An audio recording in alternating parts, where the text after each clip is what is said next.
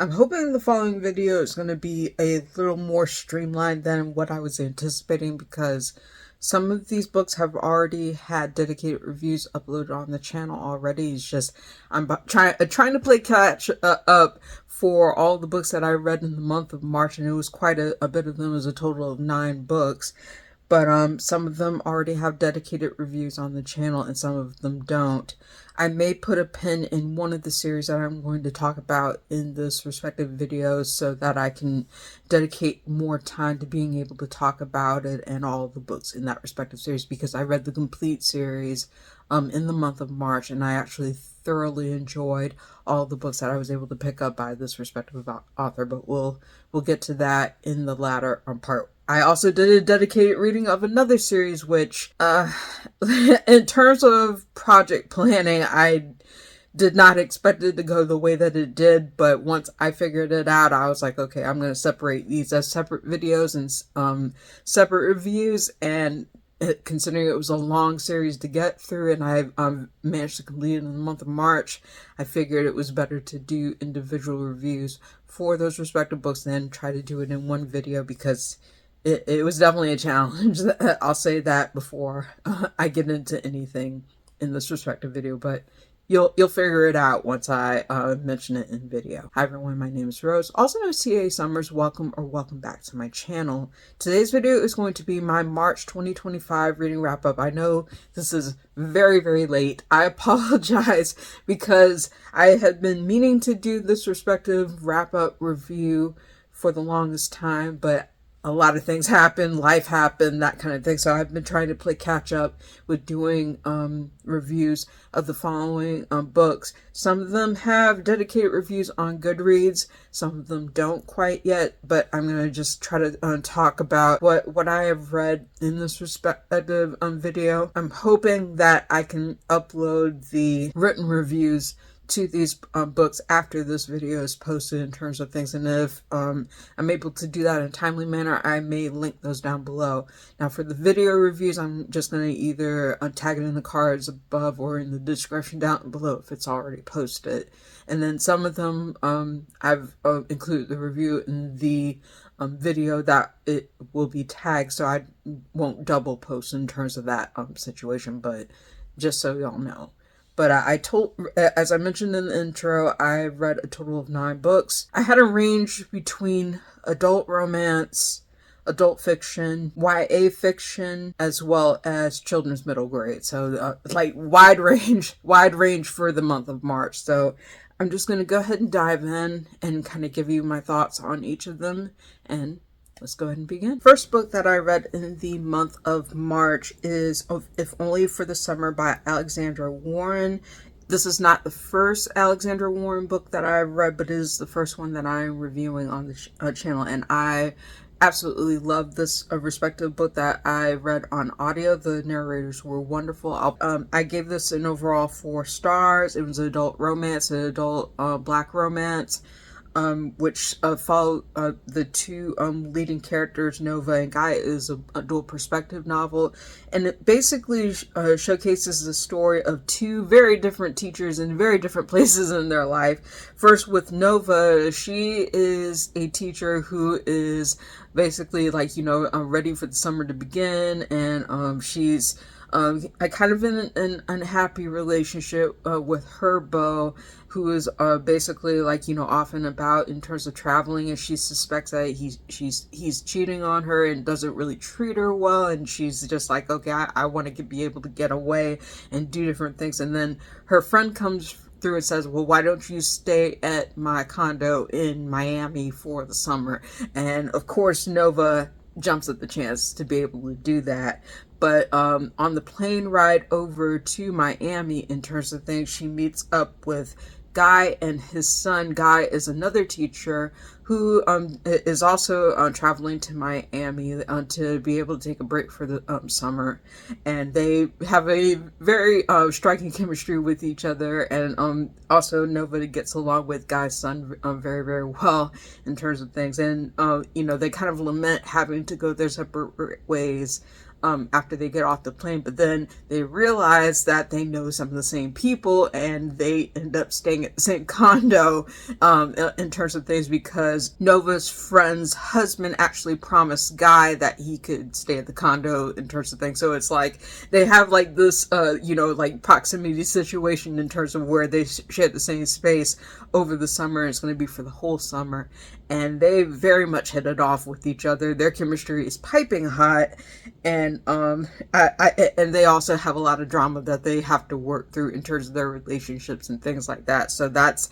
kind of the summation of what happens in If Only for the Summer. And even though they kind of commit to this like only summer relationship, it feels like a lot more, and it's a very fulfilling read in terms of how it turns out. I enjoyed it. I very much enjoyed the experience. I gave this 4 stars, If Only for the Summer by Alexandra Warren.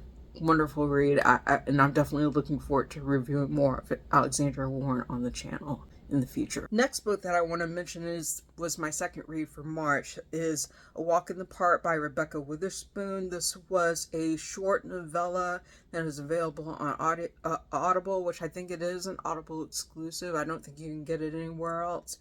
I've had this in my collection for quite some time. It is not the first book that I've read by Rebekah Weatherspoon, but it is the first one that I'm reviewing on the channel, and also the first one that I think I've marked on Goodreads, which I need to remedy that because she's a wonderful author. But basically, like, without going into too many spoilers, since this is a novella, it is a adult Black romance between two it features a plus size hero and heroine, so that was definitely something that was a draw for me in terms of being able to pick it up. I enjoyed it, very much enjoyed it. I think I gave this 4.5 out of 5 stars. I thought it was a very cute relationship between Andre and Janelle.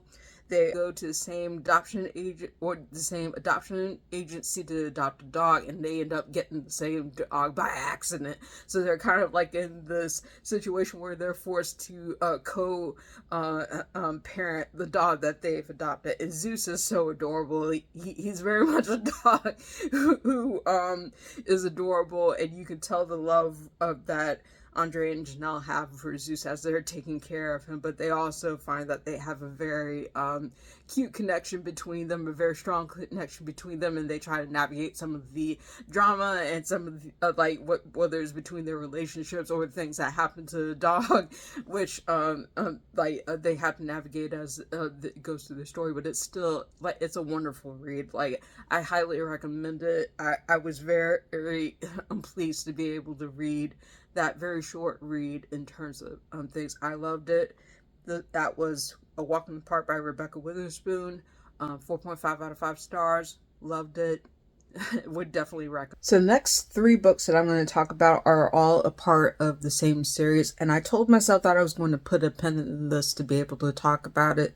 I don't know, for another video, I don't know if it's going to be 3 separate videos or if it's going to be 1 video, but I read this entire children's middle grade series, comic series, in March of 2025, and I enjoyed all of them so much. So of course I'm talking about Jerry Craft's New Kid series, and I absolutely adored it. I originally read the first book, New Kid, last year in terms of marking some of the books that I had read. I had read the comic, but I had listened to the audiobook version, the full cast version, this year to be able to experience it in a different way, and I absolutely adored it. The very first book, New Kid, is about a kid named Jordan who is expecting to go to an art school because his talent is art, and he really is excited to be able to go to this new school experience. But his parents surprise him by putting him in a private school where a lot of kids don't really look like him, and he's having to navigate and adjust to life at that school in terms of things. And he ends up finding his friends and finding valuable experiences while at this new school in terms of things. And you get to many of the different characters. It is funny. The referential humor was something that I really enjoyed in terms of things, because I got a lot of the references and it made me chuckle. But it was also very heartening to be able to see Jordan going through a lot of growing pains and being able to reckon with several different issues in terms of what he faces while being at school in terms of things. So I definitely enjoyed New Kid. I gave it 4 out of 5 stars. Would recommend it. I'm glad that I had the chance to read it in multiple formats, and it's definitely one that I really enjoyed. The second book in the New Kid series by Jerry Craft is Class Act, and this one focuses on the experiences of Drew, who is Jordan's best friend. And Drew has his own growing pains to kind of work out. You follow Jordan somewhat in this respective story as he's trying to pull their friend group together, but Drew has a lot of different issues that he's trying to work out in terms of him finding that he doesn't fit in with certain things at school, and also having to navigate his relationships in terms of being in a friend group with someone who is very different from who has a very different privileged experience than he does, in terms of being able to live and be at the school and do different things within their friend group, and he has to navigate in terms of figuring out where he fits in their friend group, and also being able to come to terms in terms of trying to see that they're in terms of these differences, how to build their connections better. So that's basically and being able to hear from Drew's voice was very refreshing in the second book. I really enjoyed it. I gave Class Act 4.5 out of 5 stars. I thought it was wonderful, and I definitely appreciate being able to reconnect with the kids again in terms of the second book in this series. And the artwork is wonderful. I like the general art style, and as well as the dialogue and the references as well. And then the final book in the New Kid series was School Trip. This was a fun experience. You get to see all of the kids in terms of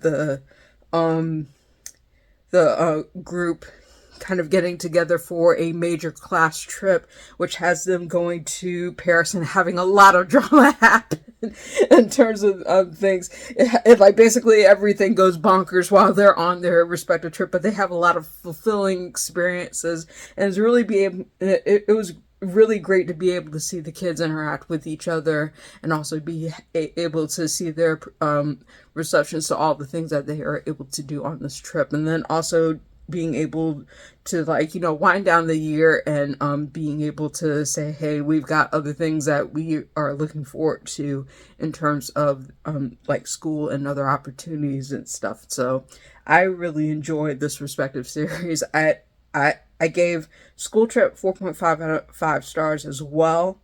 And I just am very glad that I was able to read all of this respective series. I do want to be able to talk about more of the issues in this respective series in detail, so I'll definitely put a pin in it to be able to do a separate video or separate series of videos highlighting more of what the story is about.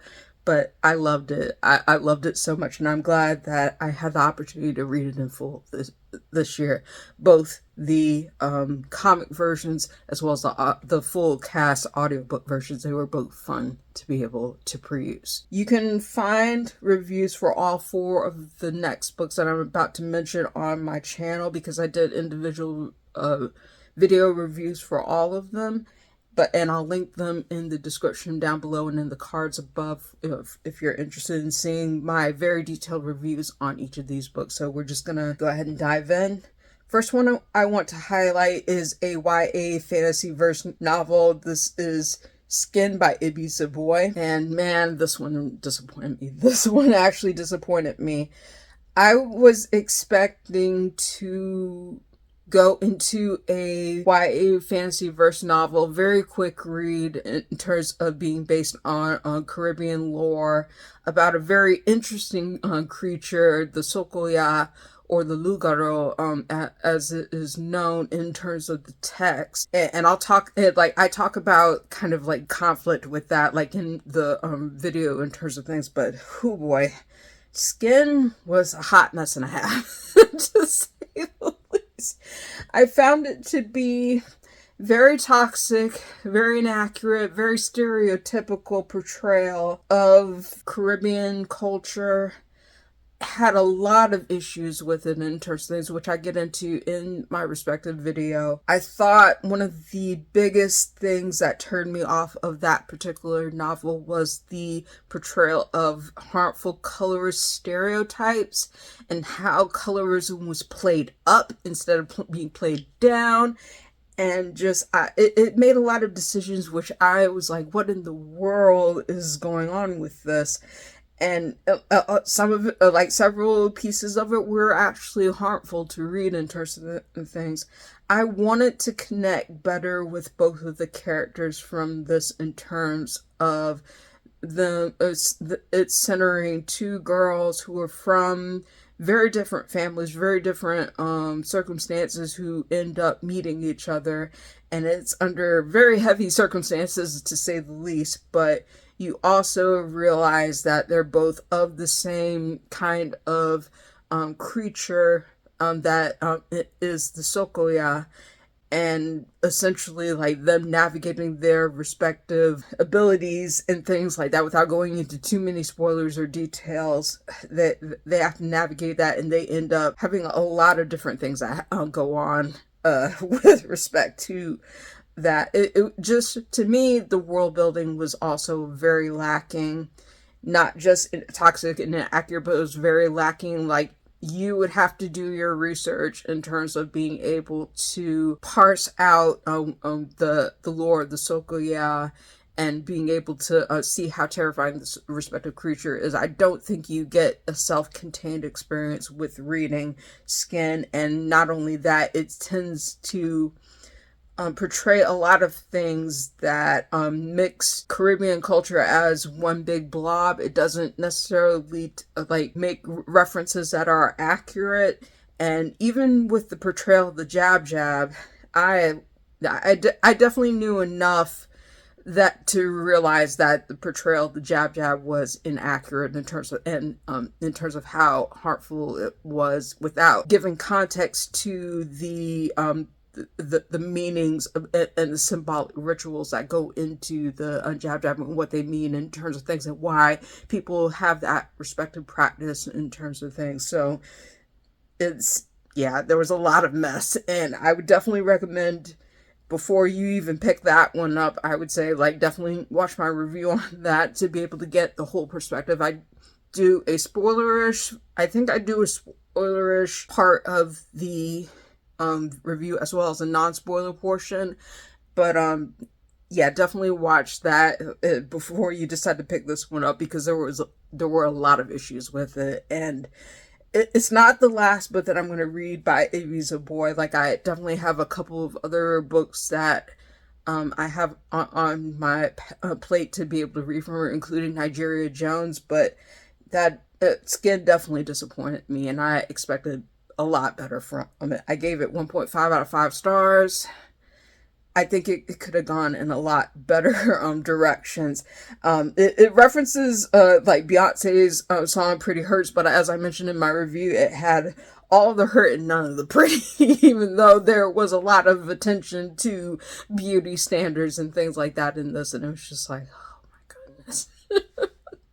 But yeah, Skin by Ibi Zoboi. It was a fantasy verse novel. It was her first YA fantasy verse novel. I gave it 1.5 out of 5 stars. It could have been a lot better and more imaginative than it was. And then lastly, this was a project that I have been wanting to do on my channel for the longest time. And y'all know, if you've watched this channel for quite some time, you'll know that I had this in the works for the longest time. I kept putting it off.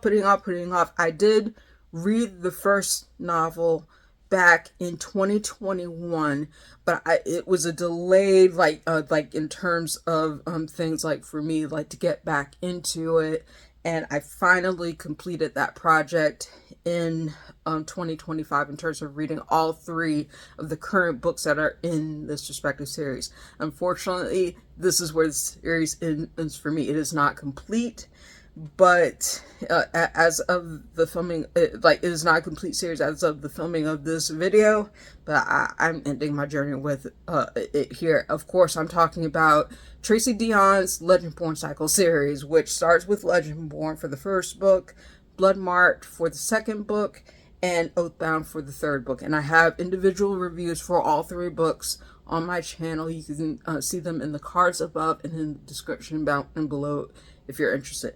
I will say for Legendborn, my second reading of it was just about as good as the first one for me. I maintained my rating of it with being 4 stars. It was a solid read in terms of being able to see Bree Matthews's experiences on the campus of the University of North Carolina Chapel Hill. I talk a lot about my own experiences as a UNC alum in terms of my review for that, but I also talk about some of the things that I appreciated with Legendborn in terms of being able to focus on not just the campus locales, but being able to focus on Bree and her grappling with grief in terms of the loss of her mother, and then when learning about all the weird and strange things that she experiences on the campus and even on the outskirts of the campus. She's very invested in terms of being able to understand what on earth is going on,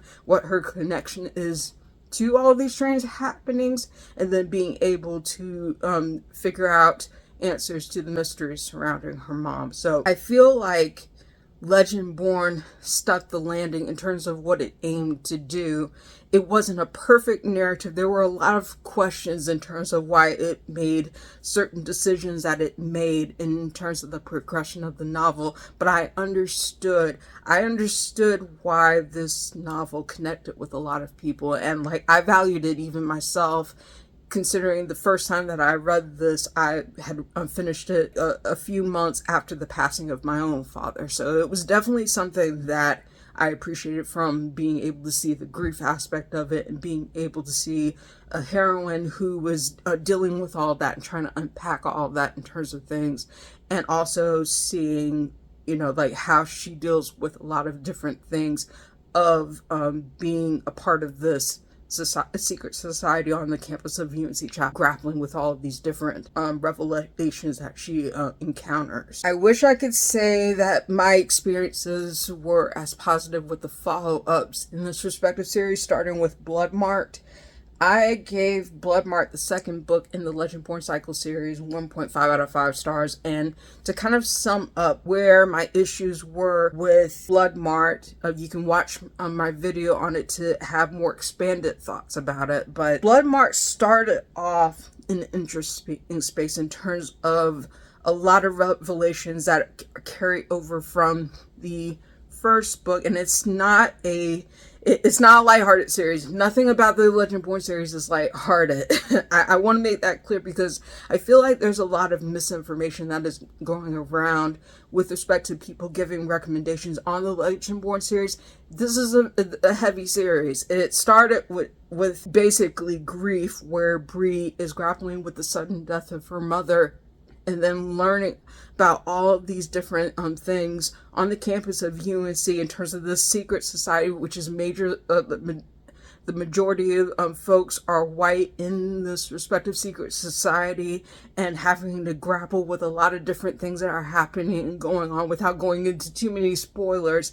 And a lot of that has to do with racial trauma. While there's a lot of inclusivity, which one of the things that I did like about Legendborn was its inclusivity of LGBTQ characters, as well as other characters, but it really lacked in terms of being able to showcase even more of a Black cast in the first book in terms of things, which was a major criticism that a lot of people had for Legendborn, and there was room to be able to expand upon that in future books in terms of things.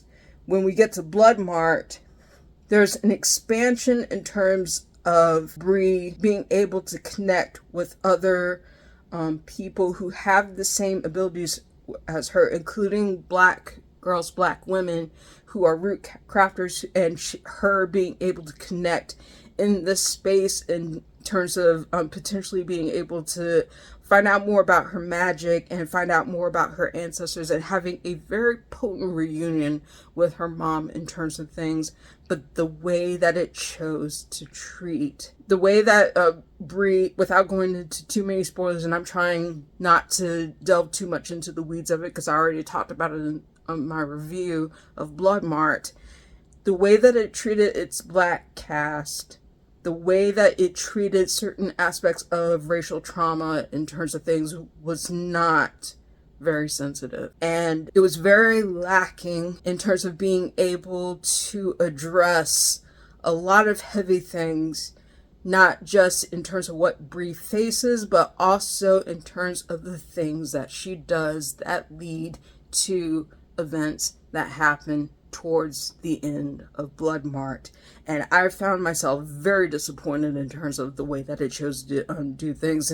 So I gave it 1.5 stars. I was like, but I thought at the end of Bloodmarked, I was like, okay, I'm curious to see how it chooses to go from there. Maybe there's a way of Bree being able to reckon with some of the things that she has done and some of the things that have happened in terms of things, and having her have a true coming to terms in terms of a lot of the things that happen from Bloodmarked going into Oathbound. And man, I was wrong. I was so wrong, and I was so disappointed when I finally got to Oathbound. And y'all can watch the 99-minute version of my review on Oathbound to see. I have a non-spoiler part of it, which I think runs about 20-some minutes. And then I have the spoiler part of it that lasts the rest of the time. I really go into why this book, Oathbound, disappointed me on several fronts. And as I mentioned in the non-spoiler part of Oathbound, this book was trauma from point one to the ending. Like, very little relief. Very little relief, and a lot of racial trauma. I was like, whew, I don't understand, and I'm struggling to try to understand in terms of how people don't see that Oathbound plays into a lot of irresponsible portrayals of racial trauma, including the trafficking of Black girls, including the abuse towards women, not just Black girls and women, but also women in general, especially when it comes to Sel's mom in terms of what Sel does to her without going into detail. And just that misogyny, as well as the misogynoir, as well as just this very toxic positivity of affirming Bree's role, really irritated me going through the series and into the series of events that happened in the book of Oathbound. And I just, it left me speechless in terms of the directions it chose to go. And as I said in my review, Bree is not a good friend. I struggle to understand how anyone in that situation would have made the decision that Bree did in clutch. Because everyone that I've talked to, every single person, there was nobody who answered me in the perspective of what Bree chose to do. Everyone that I have asked, putting the choice of regaining memory, where pieces of memory are missing, versus saving the life of your best friend who is in the state of perpetual death, perpetual coma, like in terms of things, they always chose the friend. Every single person that I've talked to has said that. Bree, without going into the spoilers, makes a decision where it's like, is there any reason for me to follow her at this point?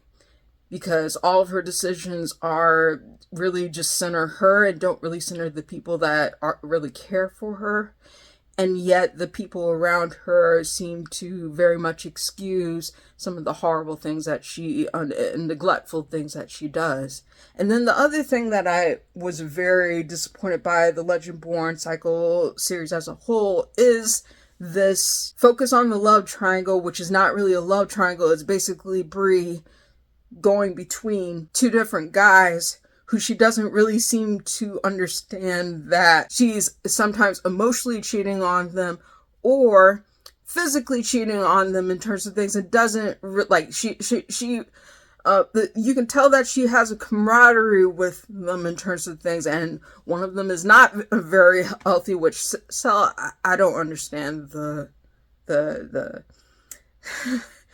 the forgiving of a lot of things that Cell does in terms of this series, and it gets even worse in Oathbound in terms of what the scheme of events that happen in terms of things.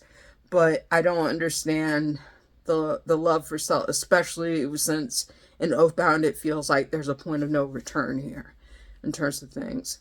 But especially since Nick had more of a focus in Legendborn, Cell had more of a focus in Bloodmarked, and then it returns to Nick in Oathbound, but Cell's pretty much out of the picture for a number of different spoilerish reasons. I feel like the way that I think about the Legendborn cycle series in terms of the progression of the 3 books is that meme of the horse where you start off with a very detailed picture of the horse in terms of things, and then you progressively go into this the stick figure version of the horse. Like, it's really lost a great deal of what provided the spark in the first book of this respective series. And I know there are people who have their criticisms of the first book, but at least I understood on several different levels why there was appeal with the first book, but I don't understand how folks defend basically the decline of things as the decline of quality in this respective series as it's continued on. It was very obvious in Oathbound, even through the 656 pages that I had to slog through to get through it. Yeah, I don't understand that.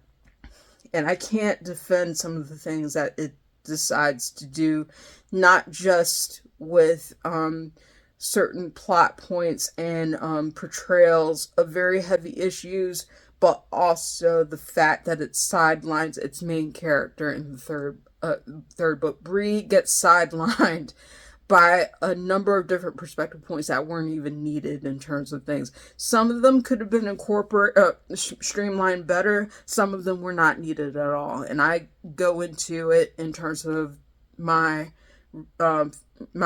actual written review on Goodreads and on my blog, and also my video review on this channel, which I'll leave in the cards above, description down below if you're interested. Yeah, I sounded off about this series, and I know that I'm in the minority about it. Believe me, people have let me know. People have let me know. But I've also gotten a lot of supportive messages, which I appreciate. I really do, in terms of things, being able to see some of the same issues in terms of things. I was like, yeah, I don't know where the series will go from here. I can't find it in me to continue with this respective series based on the direction it is chosen to go and the way that it portrays certain things. I can't. I hesitate even to recommend the first book in this series, because even though it is a very strong, pretty solid start to a YA fantasy series that is Black girl led, it really seeds into some very heavy trauma and negative portrayals of that trauma associated with racial trauma. And it really does not provide a fulfilling portrayal of both. It does provide moments of coming to terms with grief in the first book, but what happens after that in Bloodmarked and Oathbound, I think, really drops the ball in terms of when we start getting into not only some of the the way that it chooses to deal with the racist issues, and the way that it deals with specific traumas, including the trafficking of Black girls, as well as medical experimentation and things like that. It's for me, it was a very irresponsible portrayal and very triggering. And I talk about in my Oathbound video, I provide trigger warnings for Legendborn, for Bloodmarked, as well as what I was able to observe in Oathbound, because I'm not sure, I haven't checked on Tracy Deonn's website. There are trigger warnings listed on her site for Legendborn as well as Bloodmarked, but not for Oathbound in terms of things.